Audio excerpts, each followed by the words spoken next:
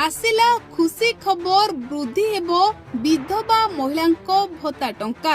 एही खबर सुनिबा परे विधवा महिला माने खुशी होइछंती। तेबे दर्शक बंधु अनेक दिन हेलानी विधवा महिला माने अपेक्षा करिथिले केबे विधवा महिला मानंको भत्ता टंका वृद्धि पाइबो।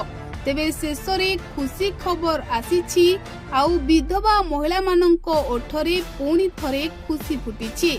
तेबे आपण माने जानिथिबे बीजेपी जेतेबेले निर्वाचन समय रे प्रतिश्रुति देइथिला कि जदि राज्य रे बीजेपी सरकार को आसे तेबे भत्ता टंका वृद्धि पाइबो।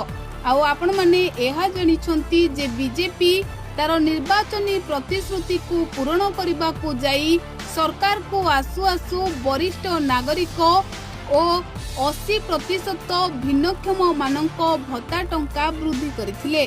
तेबे एबे चर्चा हेलानी जे विधवा महिलांको भत्ता टंका वृद्धि हेबो। आउ एही चर्चा काहेकि हेउछि केते टंका विधवा महिलांको भत्ता टंका वृद्धि पाइबो आसंतु संपूर्ण खबर उपरे नजर पकाइबा। दर्शक बंधु आगको आसुछि नुआपड़ा उपनिर्वाचन। आउ नुआपड़ा उपनिर्वाचन पूर्वरु विधवा महिलांको मनरे एक नुआ आशा सृष्टि होइछि जे विधवा महिलांको भत्ता टंका मोहन सरकार वृद्धि करिवे।